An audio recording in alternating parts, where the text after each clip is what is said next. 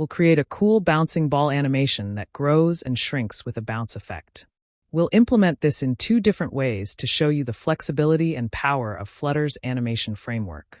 First, we'll use a straightforward approach with AnimatedContainer, and then we'll get a bit more advanced by using AnimationController, Tween, and Animated Builder to have more control. Let's get started. All right, let's look at the first method using AnimatedContainer. This is the simpler of the 2 and perfect for when you just need to animate a single widget property. First, let's look at the main.dart file. Here, we're setting up our app, and we're calling Bounce AnimationContainer as our home screen. This is a stateful widget because we need to manage state, specifically the size of our container. Inside the Bounce AnimationContainer state class, we have a variable size, initialized to a value of 100. This will be the initial size of our container. We also have a method called startAnimation. This method is pretty simple. It calls setState to update the size variable. The key part here is the conditional expression. This is just a toggle. If the size is 100, we change it to 200, and if it's 200, we change it back to 100. This is what will trigger the animation. Now let's look at our build method. We have a scaffold with a dark background. The core of our animation is inside a center widget, and within that, a gesture detector. This gesture detector is crucial because it allows us to tap on the container to start the animation.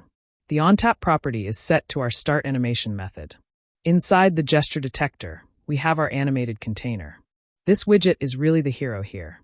It automatically handles the animation for us whenever its properties change.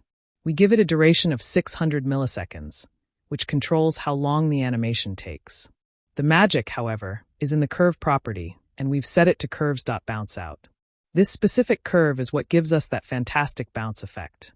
We're also setting the width and height to our size variable, which we're toggling with setState. Finally, we've styled it with a deep purple color and a circular shape.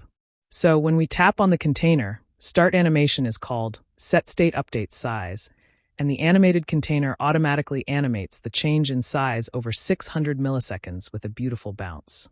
It's that simple. All right, for our second approach, we're going to build the same bounce animation, but with a lot more control. This method is a bit more complex, but it's essential for more intricate animations, like when you need to sync multiple animations or have continuous looping effects. First, notice that our Bounce AnimationController class is also a stateful widget. A key difference here is the with single ticker provider state mixin part. This mixin provides a ticker that tells Flutter when to rebuild the widget on every frame of the animation. This is a fundamental part of using an animation controller. In our initState method, we're doing a few things. We're initializing our controller with AnimationController. We're giving it a duration of 1000 milliseconds, and we're passing this to the vsync parameter, which links our controller to the ticker we get from our mixin. Next, we create our size animation. We're using a tween here. A tween defines the range of values our animation will go through, in this case, from 100 to 200. We then chain animate method to the tween, and inside that, we create a curved animation. This is where we link our controller to our animation and apply the curves.bounceout curve, just like we did with the AnimatedContainer. To make the animation bounce back, we've added an add status listener to our controller. This listener is a callback that gets triggered whenever the animation status changes. Here, we're checking if the status is animationStatus.completed. If it is, we call controller.reverse, which plays the animation in reverse, bringing the size back down to 100. We also call controller.forward right away in initState to get the animation started as soon as the widget is built. Crucially, we must also remember to dispose of our controller in the dispose method. This is important for performance and preventing memory leaks. Now let's look at the build method. We have a scaffold with a dark background and a column to lay out our widgets. The star of the show here is the Animated Builder. This widget is a listener for our animation. We pass it our size animation, and it automatically rebuilds its child whenever the animation value changes. Inside the builder callback, we're creating a container. We set its width and height to sizeAnimation.value. This is where we get the current interpolated value from our animation, which goes from 100 to 200 and back. Finally, we've added a button that, when pressed, simply calls controller.forward to restart the animation manually. So, this approach gives us a lot more control.